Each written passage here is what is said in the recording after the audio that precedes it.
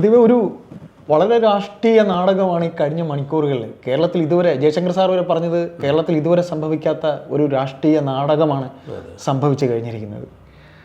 എന്ത് തോന്നുന്നു PV അൻവർ എന്ന? അതെ, അൻവർ എല്ലാ കാലത്തും രാഷ്ട്രീയത്തിൽ ഒരുപാട് ഞെട്ടലുകൾ ഉളവാക്കുന്ന ഒരാളാണ്. PV അൻവർ ആദ്യം ഇടതുപക്ഷ ജനാധിപത്യ മുന്നണിയിൽ നിൽക്കുമ്പോൾ തന്നെ തൻ്റെ താല്പര്യങ്ങൾക്ക് വിരുദ്ധമായ രീതിയിൽ ചില കാര്യങ്ങൾ അവിടെ നടക്കണമെന്ന് മനസ്സിലാക്കിയിട്ട് മുഖ്യമന്ത്രിയുടെ പൊളിറ്റിക്കൽ സെക്രട്ടറിക്കെതിരേക്കും ADGP MR അജിത് കുമാറിനെതിരെയും മലപ്പുറം SP ആയിരുന്ന സുജിത് ദാസിനെതിരെയൊക്കെ വിഷയങ്ങൾ ഉയർത്തിക്കൊണ്ടുവന്നു. അതിൽ ADGPയുടെ വിഷയം ഇപ്പോഴും സജീവമായിട്ട് നിലനിൽക്കുന്നുണ്ട്. വിജിലൻസ് ഇന്നലെ ഫയൽ മടക്കിയിട്ടുണ്ട്. അപ്പോൾ അവിടെ അൻവറിന് പിടിവള്ളി തന്നെയാണ്. അൻവർ പറഞ്ഞ കാര്യങ്ങൾ ശരിയാണ് എന്നുള്ള കാര്യം തന്നെ വ്യക്തമായിട്ടുണ്ട്. അപ്പോൾ കുറേ കാലങ്ങളായി PV അൻവർ UDFന് ഒരു അഭിമുഖം കാണിച്ച് നിൽക്കണോ, അങ്ങോട്ട് പോകും എന്നുള്ളൊരു ധാരണയായിരുന്നു പലർക്കും ഉണ്ടായിരുന്നത്.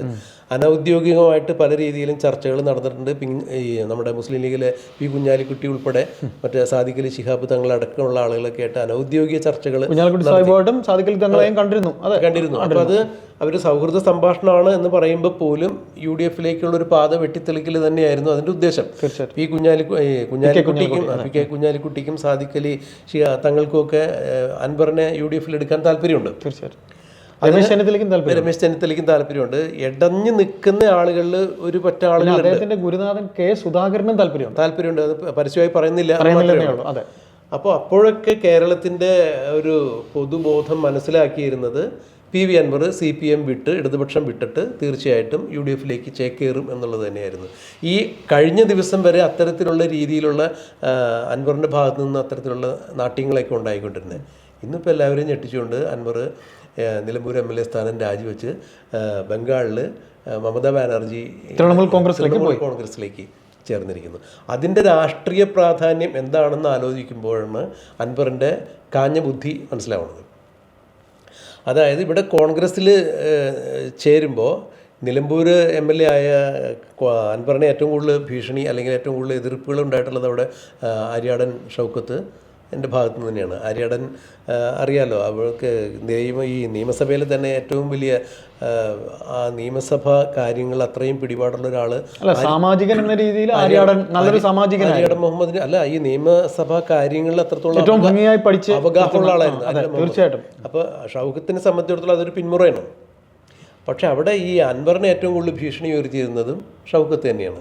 അല്ല, ഇത് ഞാൻ പറയുമ്പോൾ ഞാൻ പറഞ്ഞോട്ടെ, ഈ ആര്യാടൻ എന്ന് പറയുന്ന നേതാവ് മുസ്ലിം ലീഗിനെ വളരെ നിശ്ചിതമായി വിമർശിച്ച ഒരു കോൺഗ്രസ്സുകാരനാണ്. മുസ്ലിം ലീഗിന് എപ്പോഴും തലവേദന ഉണ്ടാക്കുന്ന ഒരു കോൺഗ്രസ്സുകാരനാണ് ആര്യാടൻ എന്ന മന്ത്രി. ആര്യാടൻ എന്ന സാമാജികൻ മികച്ച സാമാജികനാണ്. പക്ഷേ അച്ഛൻ ആനപ്പുറത്ത് ഇരുന്ന് പറഞ്ഞ് മകന്റെ ഭ്രഷ്ടം കായ്ക്കണമെന്നില്ല. അദ്ദേഹത്തിന്റെ യാതൊരു ക്വാളിറ്റിയും ഈ ഷൗക്കത്തിനില്ല. അത് സത്യമാണ്. അപ്പോൾ നമ്മൾ ഇന്നലെയും കഴിഞ്ഞ ദിവസങ്ങളിലും നമ്മൾ അറിഞ്ഞത് ആര്യാടൻ ഷൗക്കത്തിന് നിലമ്പൂര് തനിക്കൊരു സീറ്റ് ഭദ്രമായി വരണം. അതിന് ഈ പറയുന്ന PV അൻവർ മത്സരിച്ചാൽ തനിക്ക് ആ സീറ്റ് കിട്ടാതെ പോകും എന്നുള്ളതിന്റെ ഒരു ചരട് വലിയാണ് നടത്തിയെന്ന് ഞാൻ പറയുള്ളൂ. അല്ല, അതുകൊണ്ട് തന്നെ ആര്യാടൻ ഷൗക്കത്ത് ഉൾപ്പെടെയുള്ള ആളുകൾ PV അൻവർ UDFിൽ വരാൻ പാടില്ല എന്ന് കൃത്യമായി നിലപാടെടുക്കുന്നുണ്ട്. കാരണം അൻവറിനെ സംബന്ധിച്ചിടത്തോളം നിലമ്പൂർ സ്വാധീനമുള്ള സ്ഥലം തന്നെയാണ്. തീർച്ചയായിട്ടും. അപ്പോൾ ഇപ്പോഴത്തെ അൻവറിന്റെ ഒരു പൊളിറ്റിക്കൽ ആ ഒരു ഇമേജ് എന്താ വെച്ച് കഴിഞ്ഞാൽ അൻവർ തെരഞ്ഞെടുപ്പിൽ മത്സരിച്ചാൽ ജയിക്കാൻ സാധ്യതയുണ്ടെന്ന രീതിയിൽ അതായത് ഈ നിലമ്പൂർ മണ്ഡലത്തിന്റെ ചരിത്രം നമ്മൾ നോക്കുമ്പോൾ കുഞ്ഞാലി എന്നൊരു CPM നേതാവ്, അദ്ദേഹമാണ് അവിടെ ജയിച്ചുകൊണ്ടിരുന്നത്. എവിടെ? നിലമ്പൂര്. അവിടെ നിന്ന് പിന്നീട് ആര്യാടൻ വരികയായിരുന്നു അല്ലേ? അങ്ങനെയാണെന്നാണ് എൻ്റെ ഓർമ്മ. എന്നിട്ട് ആര്യാടൻ തുടർച്ചയായിട്ട് അവിടെ മുസ്ലിം ലീഗിനെ വെല്ലുവിളിച്ചുകൊണ്ട് ജയിച്ചു വരികയായിരുന്നു. അവിടേക്കാണ് പിന്നീട് CPMന് മലപ്പുറത്ത് ഒരു സീറ്റ് വേണമെന്നൊരു ആഗ്രഹത്തിൽ PV അൻവറിനെ ജയിപ്പിക്കുകയായിരുന്നു. അപ്പോൾ ഇത് ജയിപ്പിച്ചു കഴിഞ്ഞ് ഇപ്പോൾ വന്നപ്പോൾ പിന്നീട് ഈ പറയുന്ന ഈ കഴിഞ്ഞ 5-10 വർഷം ആകാറായി. ഈ 10 വർഷത്തിനിപ്പുറം അദ്ദേഹം അവിടെ വികസനം ചെയ്തെന്ന് പറയുന്നു, അൻവർ ചെയ്തെന്ന് പറയുന്നു, ഇല്ലെന്ന് പറയുന്നു എന്നുണ്ടെങ്കിലും ആര്യാടൻ ഷൗക്കത്തിന്, അതായത് അദ്ദേഹത്തിന്റെ മരണശേഷം അവിടുത്തെ ഒരു പ്രാദേശിക നേതാവിന്റെ ഒരു വില പോലും ഉണ്ടോ എന്നൊരു സംശയമുണ്ട്. കാര്യം അദ്ദേഹം സിനിമാ പ്രവർത്തകനാണ്, അദ്ദേഹം വേറെ അങ്ങനെയൊക്കെയുള്ള കാര്യങ്ങളൊക്കെയാണ്. ഇന്ന് PV അൻവറിനോട് വെച്ചപ്പം അദ്ദേഹം കഥ എഴുതുകയാണ് എന്നാണ് പറഞ്ഞത്. എനിക്ക് ഈ കാര്യത്തിൽ പറയാനുള്ളത്, അൻവർ നിലമ്പൂർ മത്സരിച്ചാൽ ഒരു വേള ഈ തിരഞ്ഞെടുപ്പിൽ അല്ലെങ്കിൽ അടുത്ത വന്നിരുന്നാലും ആര്യാടൻ ഷൗക്കത്താണെങ്കിൽ ആര്യാടൻ ഷൗക്കത്ത് തോക്കുക തന്നെ ചെയ്യും. അല്ല, അൻവർ വേറൊരു കാര്യം കൂടി അവിടെ വേറൊരു ഗുണ്ടും കൂടി പൊട്ടിച്ചിട്ടുണ്ട്. അതായത് ഞാൻ നിലമ്പൂര് മത്സരിക്കുന്നില്ല, അതെ, പക്ഷേ നിലമ്പൂര് ഒരു ജോയി മലയോര കർഷകരുടെ സ്ഥലമാണ്. അപ്പോൾ ഈ മലയോര കർഷകർ തിങ്ങിപ്പാർക്കുന്ന സ്ഥലത്ത് അവിടെ ക്രൈസ്തവ സമൂഹത്തിന് കൂടുതൽ സ്വാധീനമുള്ള മണ്ഡലമാണ്. അതുകൊണ്ട് ക്രൈസ്തവ വിഭാഗത്തിൽ നിന്ന് ജോയി എന്ന് പറഞ്ഞ അദ്ദേഹം മലയോര പ്രദേശത്ത് താമസിക്കുന്ന ആളാണ്. അതെ. അപ്പോൾ അദ്ദേഹത്തെ തന്നെ അവിടെ മത്സരിപ്പിക്കുകയാണെങ്കിൽ ആ ഒരു പ്രാതിനിധ്യത്തിന് ഈ ജോയിക്കെതിരെ ഇദ്ദേഹം നേരത്തെ കമന്റ് അടിച്ചു. അതെ. അപ്പോൾ അത് തീർച്ചയായിട്ടും അൻവർ ഇങ്ങനെ ഈ തൃണമൂൽ കോൺഗ്രസിൽ പ്രവേശിച്ചു, ഞാൻ മത്സരിക്കുന്നില്ല എന്ന് പറയുമ്പോഴും തൊട്ടടുത്ത് ഉള്ള ഷൗക്കത്തിന് വെട്ടാൻ വാള് റെഡിയാക്കി കഴിഞ്ഞു. അതെ പ്രതിഭ, ഇതിനകത്ത് ഇപ്പോൾ ഷൗക്കത്ത് മത്സരിച്ചാലും അല്ലെങ്കിൽ നിലമ്പൂർ ഇദ്ദേഹം അൻവർ മത്സരിച്ചാലും ഇല്ലെങ്കിലും അൻവർ തൃണമൂൽ കോൺഗ്രസിലേക്ക് പോയി. പക്ഷേ നമുക്ക് ഇതിനകത്ത് ഏറ്റവും കൂടുതൽ പറയേണ്ടത് ഈ ആര്യാടൻ ഷൗക്കത്തിൻ്റെയോ ഇദ്ദേഹത്തിൻ്റെ ടക്കഫാറല്ല. നമുക്ക് പറയേണ്ടത് CPM എന്ന് പറയുന്ന പാർട്ടിക്കകത്ത്, അതായത് CPM-നകത്ത് ഏതാണ്ട് ഒരു 9ഓളം MLA-മാർ ഈ അൻവറിനോട് ആഭിമുഖ്യം ഉണ്ട് എന്ന് തന്നെയാണ് പറയുന്നുണ്ട്. ഈ അൻവർ എന്ന് പറയുന്നത് പിണറായി വിജയനെതിരെ ഒരു ശബ്ദം CPM-നകത്ത് ആർക്കും പിണറായിയോടുള്ള പേടി കാരണം ആരും ശബ്ദിക്കുന്നില്ല. അപ്പോൾ അൻവറിനെ കൊണ്ട് പറയിച്ചത് എന്ന് തന്നെ ഇവിടുത്തെ എല്ലാവർക്കും അറിയാം. അൻവർ ഒരു എതിർ ശബ്ദമായി പറയേണ്ടത് CPM-ലെ MLA-മാരുടെ ഒരു ആവശ്യം കൂടെയാണ്. അത് ശരി തന്നെയാണ്. കാരണം ഈ പിണറായി വിജയന്റെ നേർക്ക് നേരെ നിന്ന് സംസാരിക്കാൻ ആർജവമില്ലാത്ത അല്ലെങ്കിൽ നട്ടലില്ലാത്ത കുറേ CPM നേതാക്കളുണ്ട്.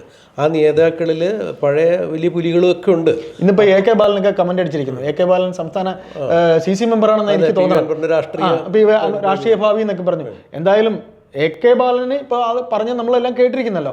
നമുക്ക് ഇത് കാത്തിരുന്ന് തന്നെ നമുക്ക് കാണാം. അല്ല, അപ്പോൾ അത് ഇപ്പോൾ PV അൻവറിൻ്റെ ഒപ്പം ഏതാണ്ട് CPM-ൽ 9 MLA-മാരുണ്ടെന്ന് പറയുമ്പോൾ RSP-യിലൊരു പഴയ MLA ഉണ്ടെന്ന് പറയാം, നമ്മുടെ കോവൂർ കുഞ്ഞുമോനൊക്കെ. അതെ, അങ്ങനെ ആടി നിൽക്കണു എന്ന് പറയുമ്പോൾ ഇതിൽ ഏറ്റവും കൂടുതൽ ഈ തൃണമൂൽ കോൺഗ്രസിലേക്ക് അൻവർ പോയത് വഴി ഏറ്റവും കൂടുതൽ ഡാമേജ് ഉണ്ടാകുമ്പോൾ CPM-ന് തന്നെയാണ്. തീർച്ചയായിട്ടും CPM-ന് തന്നെയാണ് ഡാമേജ് ഉണ്ടാകുമ്പോൾ. CPM-നകത്ത് അൻവർ ഇടതുപക്ഷത്ത് നിൽക്കുമ്പോൾ തന്നെ പിണറായി വിജയനെതിരെയും പൊളിറ്റിക്കൽ സെക്രട്ടറി P ശശിക്കെതിരെയൊക്കെ നീക്കങ്ങൾ നടത്തുന്ന അൻവറിന്റെ മാത്രം ഒരു വ്യക്തിപരമായ അഭിപ്രായം ആയിരുന്നില്ല. അല്ല, കാരണം CPM-ന്റെ പല സമന്നതരായിട്ടുള്ള ആളുകളുടെയും പിന്തുണ ഒളിഞ്ഞും തെളിഞ്ഞ അൻവറിനുണ്ടായിരുന്നു. CPM-ന്റെ സംസ്ഥാന സമിതിയിലെ കണ്ണൂരും കോഴിക്കോടും ഉള്ള സഖാക്കൾ തന്നെ ഈ P ശശിയെ പൊളിറ്റിക്കൽ സെക്രട്ടറി ആക്കിയത് മുതൽ, അതായത് മലപ്പുറത്തുള്ള അല്ലെങ്കിൽ കോഴിക്കോടുള്ള സഖാക്കൾ തന്നെ അവരുടെ വാട്സപ്പ് ഗ്രൂപ്പുകളിൽ ഈ P ശശി എന്ന വ്യക്തി തന്നെ ഈ പാർട്ടിയുടെ ഭരണം, ഈ പാർട്ടിയെ കുഴിച്ചു മൂടും എന്ന് വാട്സപ്പ് ഗ്രൂപ്പിൽ മെസ്സേജ് ഇട്ടത് വരെ എൻ്റെ ചില സുഹൃത്തുക്കൾ എനിക്ക് കാണിച്ചു തന്നിട്ടുണ്ട്. അത് പാർട്ടിക്കകത്ത് നിരന്തരമായി P ശശിക്കെതിരെ. P ശശി ശരിക്കും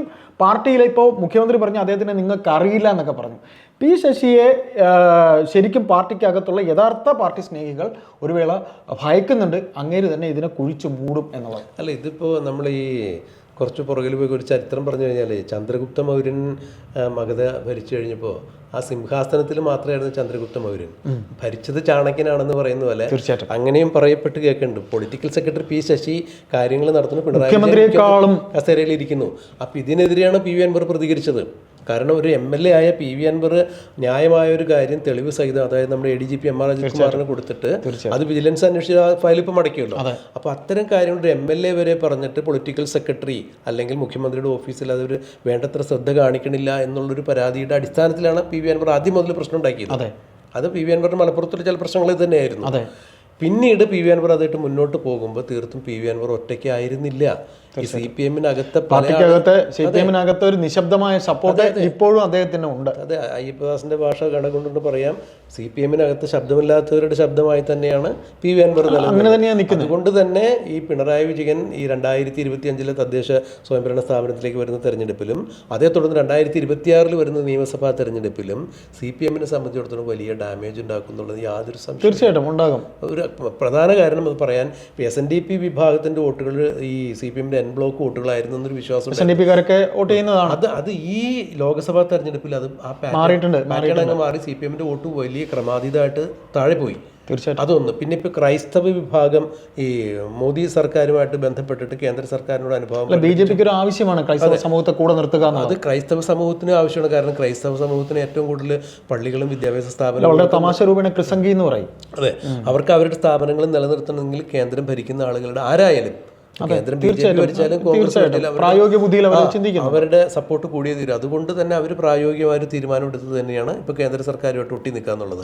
ഇവിടെ ഈ SNDP സമുദായവും ഇപ്പോൾ ഒരു പരിധിവരെ NSS സമുദായവും കോൺഗ്രസ്സായിട്ട് ചേർന്ന് നിൽക്കുകയും അല്ലെങ്കിൽ ഈ നമ്മുടെ CPM-നായിട്ട് ഇടഞ്ഞു മാറി നിൽക്കുന്ന സാഹചര്യത്തിൽ PV അൻവർ തൃണമൂൽ കോൺഗ്രസിലേക്ക് പോവുകയും ഈ CPM-നകത്ത് നിശബ്ദമായിട്ട് നിൽക്കുന്ന കുറച്ച് ആളുകളുടെ പിന്തുണ PV അൻവറിന് പോവുകയും ചെയ്താൽ വരുന്ന തെരഞ്ഞെടുപ്പ് ഡാമേജ് ഉണ്ടാക്കും. CPM-നകത്ത് പാർട്ടി മെമ്പർമാർ മാത്രമായിരിക്കില്ല, അനുഭാവികൾ വരെ PV അൻവർ ഫാക്ടറിനോട് യോജിക്കുന്നുണ്ട്. കാര്യം പിണറായിയുടെ 8-9 വർഷത്തെ ഭരണം, CPM എന്ന പാർട്ടിക്ക് ഇന്ന് ഉണ്ടായിരിക്കുന്ന അപച്യുതി, മൂല്യച്യുതി, CPM-നുണ്ടായിരിക്കുന്ന ഏറ്റവും വലിയൊരു ഡാമേജ്, ആ ഡാമേജിൽ കണ്ടുകൊണ്ട് തന്നെ ഇപ്പം നിങ്ങൾ പറഞ്ഞ പോലെ NSS ഒരു ഭാഗത്ത് എന്തായാലും NSS മാറുള്ളൂ. പിന്നെ SNDP ആണ് എന്നും ഇടതുപക്ഷത്തിന് ഒരു വോട്ട് ബാങ്ക് ആയിരുന്നത്. ഇപ്പം നമ്മളിപ്പോൾ ശരിക്കും ഈ MLA-മാരുടെ എണ്ണം എടുക്കുമ്പോൾ ഈ 2 ടൈമിലും ഏതാണ്ട് 60ഓളം MLA-മാർ വളരെ തുച്ഛമായ വോട്ടിനാണ് ജയിച്ച് വന്നിട്ടുള്ളത്. ഇപ്പോൾ തൃശ്ശൂർ എടുക്കുകയാണെങ്കിൽ ബാലചന്ദ്രൻ വളരെ തുച്ഛമായ വോട്ടിനാണ്, നിസ്സാര വോട്ടിന് വന്നതാണ്. ആ നിസ്സാരമായ വോട്ട് എപ്പോൾ വേണമെങ്കിലും ആ മാറി മറിയാൻ സാധ്യത ഈ ഒരു കാലയളവിൽ അൻവർ എന്ന് പറയുന്ന വ്യക്തി ഉണ്ടാകും. ആ തൃണമൂൽ കോൺഗ്രസിലല്ല, ഏതിൽ പോയാലും അദ്ദേഹത്തിന്റെ കൂടെ നിൽക്കുന്ന ഈ പാർട്ടിക്കാർ, പാർട്ടി അനുഭാവികൾ അദ്ദേഹത്തിന്റെ കൂടെ എന്നല്ല, അദ്ദേഹത്തിന്റെ ആശയങ്ങളോട്, തിരിച്ച് തങ്ങളുടെ വികാരം ഇതിനെ തിരിച്ച് പ്രകടിപ്പിക്കാൻ ഭരണവിരുദ്ധ വികാരത്തിന് അവർ കണ്ടെത്തിയിരിക്കുന്ന ഒരാള് അൻവറാണ്. അൻവർ ഇനി അങ്ങോട്ട് പോകുന്നു. ഇപ്പൊ തൃണമൂൽ കോൺഗ്രസിൽ അദ്ദേഹം പോയി, ശരിയാണ്. തൃണമൂലിലൂടെ ചിലപ്പോൾ അദ്ദേഹത്തിന് രാജ്യസഭ MP ആക്കാൻ രാഷ്ട്രീയ നേട്ടം ഉണ്ടാവാം. അതെ, ഇപ്പൊ AK ബാലൻ എന്നും പറഞ്ഞ പോലെയൊന്നുമല്ല. എന്തായാലും ഇവരുടെ സ്വതന്ത്ര MLA ആയിരുന്നെങ്കിലും ഇതിനകത്ത് പ്രായോഗിക രാഷ്ട്രീയം ഇതൊക്കെ കണക്കിലെടുത്തുകൊണ്ട് തന്നെയാണ് രായ്ക്ക് രായമാനം PV അൻവറിനെ അറസ്റ്റ് ചെയ്ത് പ്രായോഗിക രാഷ്ട്രീയം ഇവരെക്കാളും അദ്ദേഹത്തിന് അറിയാം. അവര് സരീനെ മറ്റേ പാലക്കാട് സ്ഥാനാർത്ഥിയാക്കിയത് എന്ത് പ്രായോഗിക രാഷ്ട്രീയമെന്നും രാത്രി നോട്ട് ബാഗിൽ വന്നെന്ന് പറഞ്ഞ് അത് വന്നോ ഇല്ലയോ എന്നുള്ളെങ്കിലും അതും തെളിയിക്കാൻ പറ്റാതെ ചർക്കി വീണ കഥയൊക്കെ നമുക്ക് എല്ലാവർക്കും കുറെ കാലങ്ങളായിട്ട് CPM-ന്റെ ഈ തെരഞ്ഞെടുപ്പ് രാഷ്ട്രീയത്തിൽ കാലിടുന്നതായിട്ടാണ് നമ്മൾ തീർച്ചയായിട്ടും. പണ്ടത്തെ പോലെ അല്ല. പണ്ടത്തെ പോലെ CPM-നെ തെരഞ്ഞെടുപ്പ് രാഷ്ട്രീയത്തിൽ ഒരു പരാജയമായി CPM തീർന്നുകൊണ്ടിരിക്കുകയാണ്. ഭരണവിരുദ്ധ വികാരം CPM-കാർ തന്നെ എടുത്ത് പറയുന്നുണ്ട്. തീർച്ചയായിട്ടും. പിന്നെ അവരുടെ ഒരു അച്ചടക്കമുള്ള പാർട്ടി അല്ലെങ്കിൽ കേഡർ പാർട്ടി സ്വഭാവമുള്ള ഒരു പാർട്ടി എന്ന രീതിയിൽ അത്തരം കാര്യങ്ങൾ ഒരുപക്ഷെ മറന്നീക്കി പുറത്തു വരില്ല എന്ന് മാത്രമേ ഉള്ളൂ. അവിടെയാണ് PV അൻവറിനെ പോലുള്ള ആളുകൾ ഇത്തരം കാര്യങ്ങൾക്ക് നേതൃത്വം നൽകി നിൽക്കുമ്പോൾ കുറേ ആളുകൾ നിശബ്ദമായിട്ട് എന്തായാലും മാറും. അതെന്തായാലും UDF-ന് ഗുണം ചെയ്യും. UDF-ലേക്ക് അൻവർ ചെല്ലണ്ടെന്ന് ആരും പറയുന്നില്ല. പക്ഷെ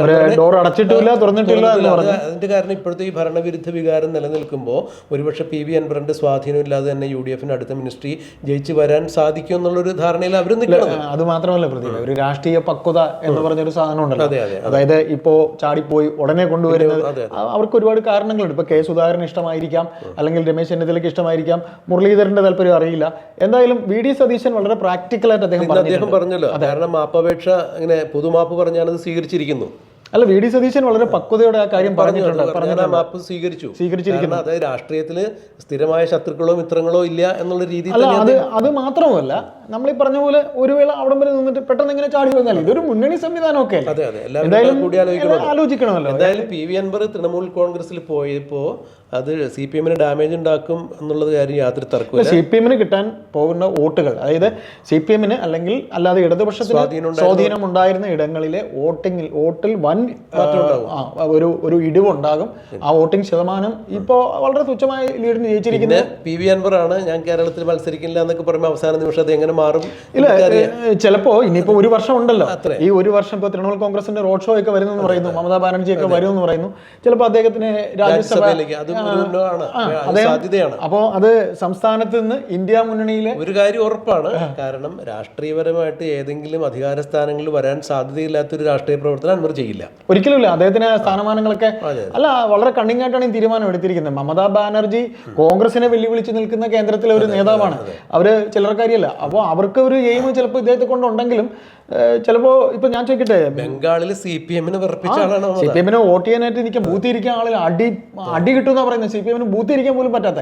അപ്പൊ എന്തായാലും നമുക്ക് ഒരു കാര്യം പറയാം, കോൺഗ്രസിന് അപ്പൊ അദ്ദേഹം തൃണമൂൽ കോൺഗ്രസിൽ പോയാലും ഇല്ലെങ്കിലും കോൺഗ്രസിന് അൻവർ ഒരു ആയുധം ആയിരിക്കും, ഒരു വജ്രായുധമാണ്. അതെ, അടുത്ത തെരഞ്ഞെടുപ്പിൽ പിണറായി വിജയനെ CPM അടിക്കാനുള്ള ഒരു വജ്രായുധം, ഒരു നമ്മൾ എന്തൊക്കെ പറയും ബ്രഹ്മാസ്ത്രം എന്നൊക്കെ പറയുന്ന പോലെ അൻവറിനെ വേണ്ട രീതിയിൽ അവർക്ക് അറിയാം യൂസ് ചെയ്യാൻ. അവർ പെട്ടെന്ന് കയറി കെട്ടിപ്പിടിക്കുന്നില്ലെന്നേ ഉള്ളൂ.